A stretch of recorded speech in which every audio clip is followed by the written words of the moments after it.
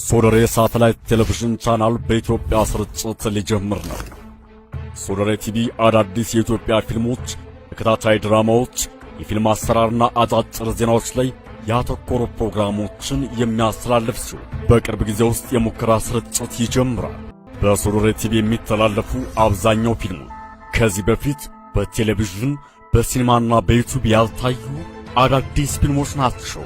በሶደሬ ቲቪ የሚተላለፉ ፊልሞች በአማርኛ፣ ኦሮሞኛ፣ ትግረኛ፣ ጉራጌኛ፣ ሶማሌኛና በሌሎች የኢትዮጵያ ቋንቋዎች የተሰሩ ሲሆን ከአማርኛ ቋንቋ ሌላ የተሰሩ ፊልሞች አማርኛ ትርጉም በጽሑፍ ሰብታይትል ተጨምሮባቸው እንዲተላለፉ ይደረጋል። በኢትዮጵያ ውስጥ ከሚሰሩ ፊልሞች ሌላ በአሜሪካ፣ ካናዳ፣ አውሮፓ፣ የተባበሩት አረብ ኤምሬት፣ ሳዑዲ አረቢያ፣ ደቡብ አፍሪካ ቤይሩት በሚገኙ ኢትዮጵያን የተሰሩ ፊልሞች ይቀርባሉ።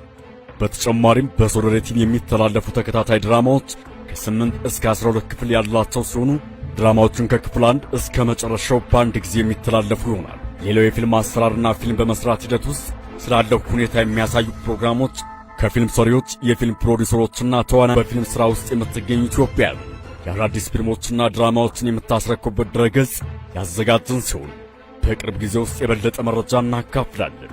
በዚህ አጋጣሚ ከሶደሬ ሚዲያ ጋር በመተባበር አብራችሁ የመስራት ፍላጎት ያላችሁ ከታች በተቀመጠው ስልክ ቁጥር ደውሉልን ወይም ኢሜል አድራሻ መልእክት ላኩልን።